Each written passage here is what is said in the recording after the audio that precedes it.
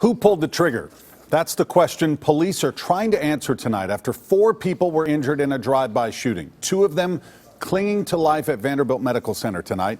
Our Chris Conti is there live now. Chris, what's the latest? Well, Rory, we just heard from police that one of those 2 men who was more critically injured was sent home just a short time ago. We also learned that police believe everyone involved in this was targeted. They were all hit by bullets that came from a rifle. It was gunfire that quite literally has shaken a quiet neighborhood.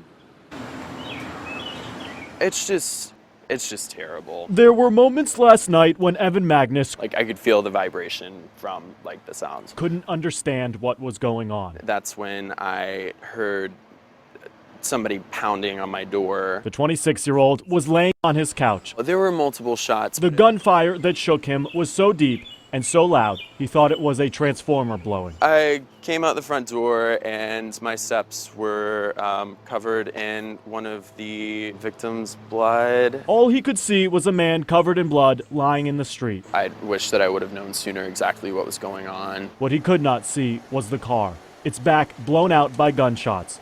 6 bullet holes, We were all trying to figure out what had just happened. 4 people inside. I couldn't believe that it was actually gunfire. Each of them were shot. It looked like the male that was had knocked on my door was the most severely injured.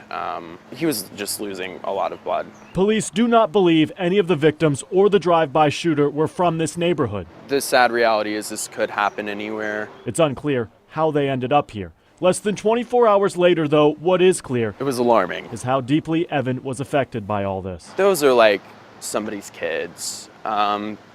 Everybody involved with that is way too young. I'm 26, and I think one of the victims, from what I hear, is mid-20s, and it's just, I can't imagine my parents having to hear that something like that happened to me. Moments that even today, he still cannot understand. It needs to stop.